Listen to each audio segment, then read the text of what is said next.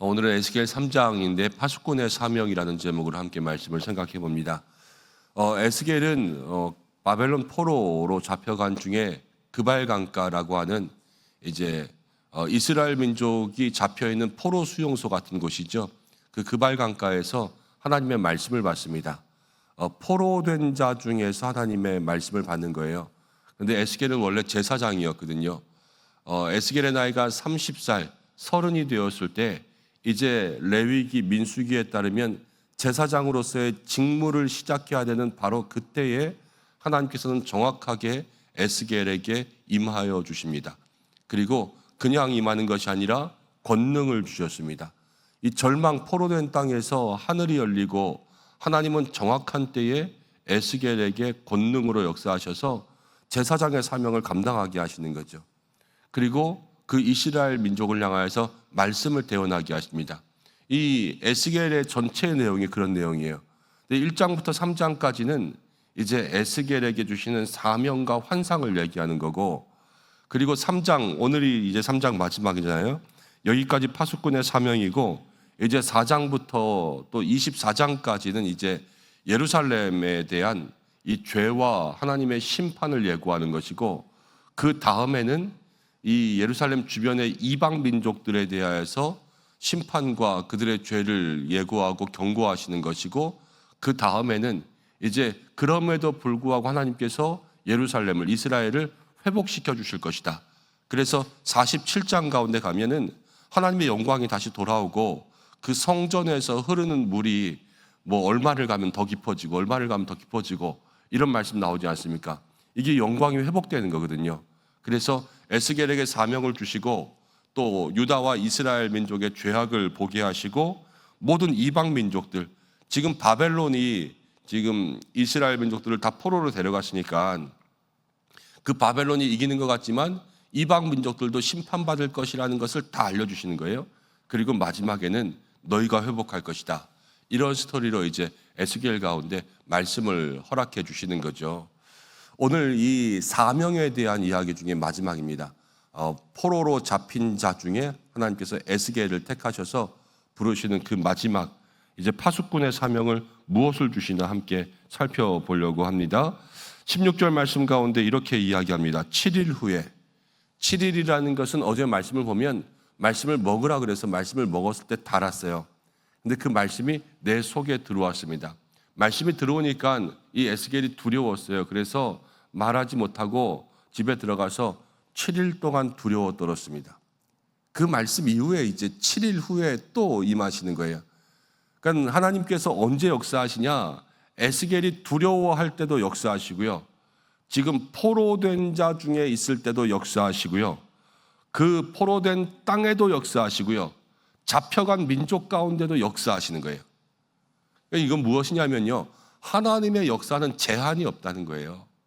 하나님이 지금 오실까? 나에게 역사하실까? 내가 이렇게 힘든데, 내가 이렇게 죄인인데, 때로는 내가 뭐 잘한 게 있다고 하나님 내 말을 들어주실까? 우리는 여러 가지 생각들을 많이 할 수 있지만 하나님의 능력은 제한이 없어서 이 에스겔이 두려워하는 중에도 하나님은 찾아가시고 절망 가운데 있을 때도 하나님은 찾아가신다는 거예요. 찾아가셔서 17절 말씀 가운데 인자야 너를 이스라엘의 파수꾼으로 삼으신대요. 파수꾼. 이 히브리 민족들에게, 이스라엘 민족들에게 파수꾼이라는 단어는 그들에게 아주 중요한 의미가 있는 단어입니다. 그냥 성벽에 있어서 파수꾼, 보초를 쓰는 그러한 파수꾼을 이야기하는 것이 아니라 파수꾼이라고 하는 단어는 이스라엘 민족들에게 영적으로요, 죽음과 생명 사이에 있는 사람이에요. 그러니까 이 파수꾼의 이야기를 잘 들으면 사는 거예요. 그렇지만 파수꾼의 이야기를 잘 못 들으면 죽는 거예요. 그렇기 때문에 파수꾼은 죽음과 생명 사이에 있는 사람이라는 거예요. 우리도 그럴 수 있죠. 전도하러 나갔다고 해보겠습니다. 전도하는 거예요. 잃어버린 영혼들, 세상 가운데 예수님 몰라서 죽어가는 영혼들이 있습니다. 그리고 믿으면 구원받는 거예요. 근데 우리는 먼저 믿고 믿지 않는 사람들 향하여서 정말로 구원의 그물을 던지고 복음의 그물을 던지면서 사람 낚는 어부 되기 위해서 나가는 거 아닙니까? 이게 무엇이냐면요, 죽음과 생명 사이의 선자가 되는 거예요. 파수꾼의 사명이라는 거죠. 근데 누구를 파수꾼 삼으셨냐? 다른 아주 어떠한 사람을 파수꾼 삼는 것이 아니라 그래요. 똑같이 그 사로잡힌 자, 두려움 가운데 있는 자, 절망 가운데 있는 그 에스겔을 통하여서 하나님은 파수꾼의 사명을 맡기신다는 거예요. 하나님이 사명을 주시는 것도 제한이 없다라는 거죠. 누구에게나 모두에게 하나님은 사명을 주시면서 그를 사용하십니다. 그럼 하나님께서 사용하시는 사람에게는 어떠한 사명을 주시는가 보면 오늘 말씀 가운데 뒤에 이렇게 나와요. 사람들에게 나아가서 하나님이 주시는 말씀을 듣고 전하라는 거예요. 그렇죠? 전해서 이 죄악 가운데 있는 사람이 돌아오면 하나님께서 그를 살려주시는 거죠. 그런데 이 사람이 돌아오지 않으면 하나님께서 그를 심판하시는 거 아닙니까? 그렇죠? 그런데 에스겔에 있어서는 이 사람이 돌아오든 돌아오지 않든 이거는 그 사람의 문제고, 하나님이 에스겔에게 말씀하시는 것은 네가 그 사람에게 말하면 너는 그 죄에서 벗어나려니와, 네가 그 사람에게 말하지 않으면 그 사람이 돌아오든 안 들어오든 그거는 다 네 책임이라는 거예요. 말하고 말하지 않고, 이것이 에스겔에게 있었던 책임이에요. 의인도 마찬가지죠. 의인도 저가 죄를 지으면 이전에 자기가 잘했던 것은 아무 소용도 없다라는 거예요. 대신 이 에스겔에게는 그렇게 하지 말라고 말해야 되는데 그 말을 안 하면 에스겔의 책임이라는 거예요. 나머지는 다 그 사람의 책임이고 하나님이 그를 심판하신다라는 거죠. 에스겔이요, 이 사람이 죄를 짓게 하고 죄를 안 짓게 하고 내가 말을 했음에도 불구하고 이 사람이 죄를 짓는 거는 어쩔 수 없잖아요. 그 계속 쫓아다니면서 말릴 수도 없는 거고, 그리고 쫓아다닌다고 해도 내가 안 보는 데서 그러고 있으면 또 어쩔 수 없는 거예요. 그렇지만 하나님은요, 에스겔이 할 수 있는 만큼만 하라고 하시는 거예요. 자기가 할 수 있는 것. 그래서 이 사람에게 말하는 것까지는 네 책임이다. 그 책임까지만 하나님은 에스겔에게 잘했다 잘못했다를 이야기하시는 거고, 그 이후의 것들은 이야기하지 않으시는 거예요. 여러분, 우리도 똑같습니다. 우리가 할 수 있는 것이 있고 할 수 없는 것이 있는데 하나님은 할 수 없는 것 가지고 우리를 책망하지 않으세요. 누구를 위해서 중보기도 할 수 있습니다. 중보기도 하는 것 가지고는 왜 기도했냐, 왜 기도 안 했냐 이렇게 할 수 있겠죠. 그렇지만 우리가 사람을 살릴 수는 없어요. 네가 살리지 그랬냐, 하나님 이렇게 말씀하시지는 않는다라는 거예요. 늘 하나님은 우리에게 믿음의 책임을 다하게 하시는데, 여러분 그런 이야기 하잖아요. 우리가 믿음의 분량만큼 하나님이 우리의 중심과 또 분량을 아십니다. 그래서 내가 할 수 있는 것, 이것까지는 할 수 있는데 그것을 안 하고 요만큼 하면서 나는 여기까지야 라고 말하는 사람들도 있어요. 이건 하나님 앞에 혼나는 거예요. 하나님 앞에서 내가 할 수 있는 만큼, 그 선, 하나님이 기대하시는 만큼은 우리가 그 믿음의 책임을 다할 수 있는 것이 파수꾼 된 자의 사명이라는 겁니다. 오늘 하나님 나에게 기대하시는 일은 무엇일까? 나에게 맡기시는 일은 무엇일까? 또 내가 하나님 앞에 하나님을 위해서 해드려야 되는 일은 무엇일까? 이것들을 마음속에 생각하고 또 그것을 순종하고 행할 수 있는 믿음의 사람들 되기를 바랍니다. 22절 말씀 가운데 보니까 이렇게 나옵니다. 여호와께서 권능으로 거기서 내게 임하시고, 여기 거기서라는 것도 포로된 땅 그발강가를 얘기하는 거죠. 포로된 땅에 또 임하시는 거예요. 그리고 23절에 내가 일어나 들로 나아갔습니다. 들로. 그랬더니 여호와의 영광이 거기서도 머물렀습니다. 에스겔이 지금 하나님의 인도하시는 대로 가는 훈련을 하고 있어요. 하나님이 여기 있어라, 또 들로 나아가라 명령하시는 거죠. 그런데 24절부터 말씀을 쭉 보니까는 하나님께서 에스겔에게 이런 훈련을 시키세요. 네가 사로잡힌 자가 되어서 나아갔을 때 하나님께서 사로잡힌 자가 된다라는 것은 무엇인가, 잡혀갈 만한 일을 했으면 잡혀가겠지만 잡혀갈 만한 일을 하지 않았으면은 잡혀가면 억울한 거 아니에요, 그렇죠? 그런데 에스겔은 지금 똑같이 포로된 땅에 있고요, 하나님의 권능을 받고요, 두려워서 그렇게 숨어 있었고요. 저가 무슨 잘못을 했겠어요? 그런데 무리가 와서 너를 잡아갈 것이라고 했고 그때의 입천장을 닫게 하실 거라 그랬어요. 왜 이때 입천장을 닫게 하실까라는 것을 계속 고민했어요. 왜 이때 입천장을 닫게 하실까? 그런데 가만히 생각해 보니까 무리가 와서 잡아갈 때 에스겔이 왜 잡아가냐고, 내가 뭐 잘못한 게 있냐고, 나 잘못한 거 없다고, 똑같이 포로로 있었다고. 이 제사장들 에스겔이 뭘 잘못하고 있었겠어요? 다 똑같이 그러고 있었겠죠. 그렇지만 거기서 억울한 일이 있어도 말하지 못하게 하시는 거예요. 그러나 나중에 하나님께서 입을 열어주셨을 때는 이 파수꾼의 사명, 자기의 억울한 것을 이야기하는 것이 아니라 하나님의 마음을 이야기할 수 있도록 에스겔에게 역사하시는 거예요.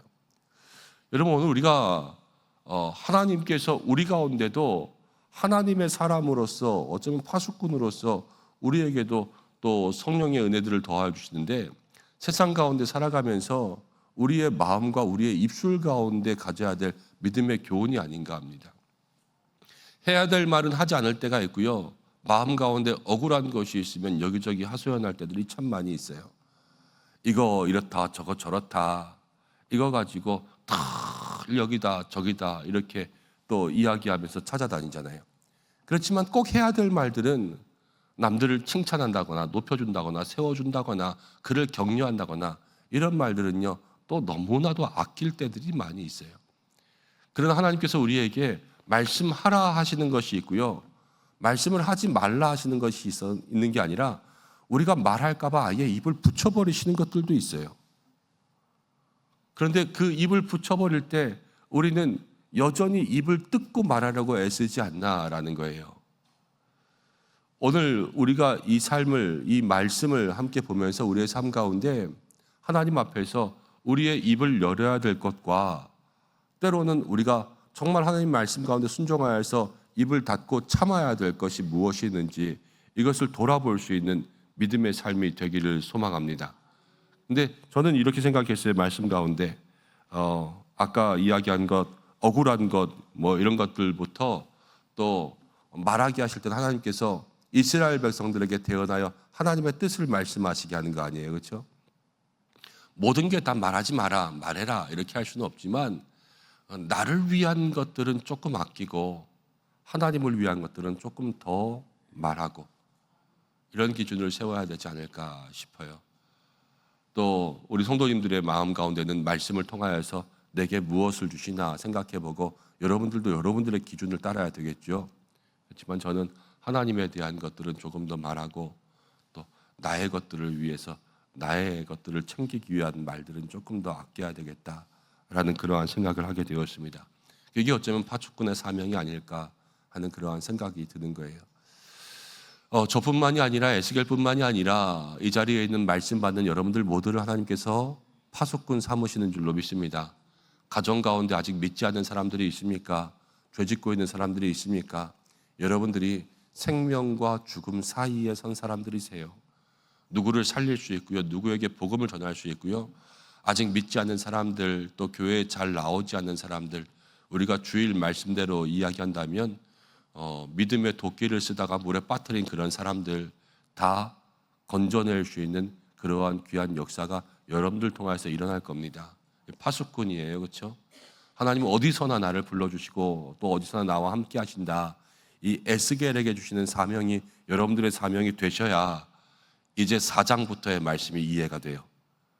그 사명이 우리의 마음 가운데 없으면 4장부터의 말씀은 이제 다 헛것이에요. 계속 그 사명 가지고 이스라엘 향하여서 대언하게 하거든요. 근데 여러분들이 그 사명을 마음 가운데 깨닫지 못하면 그냥 진짜 그림 보는 거고 영화 보는 거고 글씨 읽는 거예요. 오늘 이 사명이 나의 마음 가운데 오게 해달라고 그렇게 기도하시고, 그리고 내가 그 사명 붙들고 정말로 잃어버린 사람들을 위하여서, 잃어버린 나의 믿음 위하여서 어떻게 나아갈 것인가 기도하시고, 또 파수꾼의 사명, 하나님께서 말하게 하실 때, 말하지 못하게 하실 때 그것들을 구분할 수 있는 믿음의 삶이 되기 위해서 기도하는 이 새벽 되시기를 바랍니다. 함께 기도하겠습니다. 고마우신 아버지 하나님 감사합니다. 오늘 이 새벽에도 주의 말씀을 나누게 하십니다.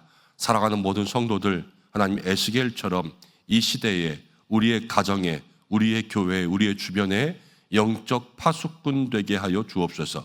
어디서나 어떠한 환경에도 우리의 부족함 가운데도 연약하다 하지 않고 찾아오셔서 여호와의 권능 주시면 하나님 사명자로 살아가는 줄로 믿습니다.